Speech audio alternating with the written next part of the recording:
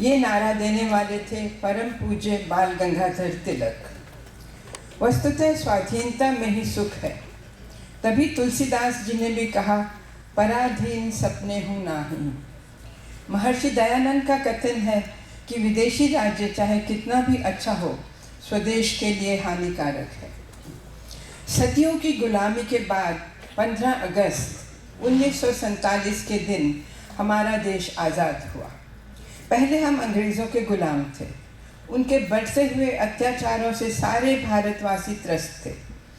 तब विद्रोह की ज्वाला भड़की और देश के अनेक वीरों ने प्राणों की बाजी लगाई, गोलियां खाईं और अंततः आज़ादी पाकर ही चैन ली। 15 अगस्त 1947 का दिन भारत के इतिहास में स्वर्ण अक्षरों में लिखा जाएगा। इस दिन ही हमारा देश अंग्रेज़ों की दास्ता से आज़ाद हुआ। प्रतिवर्ष हम 15 अगस्त का दिन एक राष्ट्रीय पर्व के रूप में मनाते हैं। दिल्ली के लाल किले पर भारत के माननीय प्रधानमंत्री झंडा फहराते हैं और देश को संबोधित करते हैं। झंडा राष्ट्र गौरव की सजीव आत्मा है। झंडा जीवित राष्ट्र की निशानी है। इसके बाद 21 तोपों की सलामी दी जाती है। एक बड़ा भव्य समारोह होता है। जय हिंद के नारों से वातावरण गूंज उठता है। स्वतंत्रता दिवस के समारोह पर हम शहीदों को याद करते हैं और उनको श्रद्धांजलि अर्पित करते हैं। आज तिरंगा फहराता है अपनी पूरी शान से, हमें मिली आज़ादी वीरों के बलिदान से। आज़ादी के लिए हमारी लंबी चली लड़ाई थी, लाखों लोगों ने प्राणों की कीमत बड़ी चुकाई थी। हमने अपना गौरव पाया अपने स्वाभिमान से, हमें मिली आज़ादी वीरों के बलिदान से।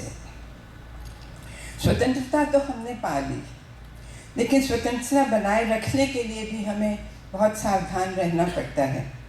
पाकिस्तान और चीन से युद्ध की संभावना बनी रहती है। देश की आज़ादी को बनाए रखने के लिए आज़ादी के बाद शहीद हुए सैनिकों को हम भुला नहीं सकते। उन सैनिकों को सम्मानित करने के लिए और श्रद्धांजलि अर्पित करने के लिए राष्ट्रीय समर स्मारक की स्थापना की गई है। ये स्थान दिल्ली के इंडिया गेट के पास है।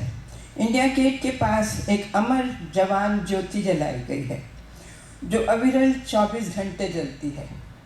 इसी प्रकार इस स्मारक में भी एक अनंत लौ जल रही है और वहाँ पर भी हर शाम को एक प्रोग्राम होता है जहाँ पर वीरों को याद किया जाता है और सम्मानित किया जाता है। और हफ्ते में एक दिन वहाँ पर एक किसी वीर की पत्नी या उनके निकट संबंधियों को बुला के उनको सम्मानित किया जाता है। तो सचमुच में ये एक बहुत ही देखने वाला दृश्य है। इंडिया गेट के पीछे और इस स्मारक के आगे वीर सेनानी सुभाष चंद्र बोस की 28 फुट की ग्रेनाइट की प्रतिमा स्थापित की गई है। मुझे तो सचमुच में स्थान एक पवित्र तीर्थ स्थान जैसा लगा। सचमुच जो हो सके तो देखने जाएं। तो चलिए आज का स्वतंत्रता दिवस का प्रोग्राम हम आगे चलाते हैं। सबको स्वतंत्रता दिवस की बहुत बहुत हार्दिक शुभकामनाएं।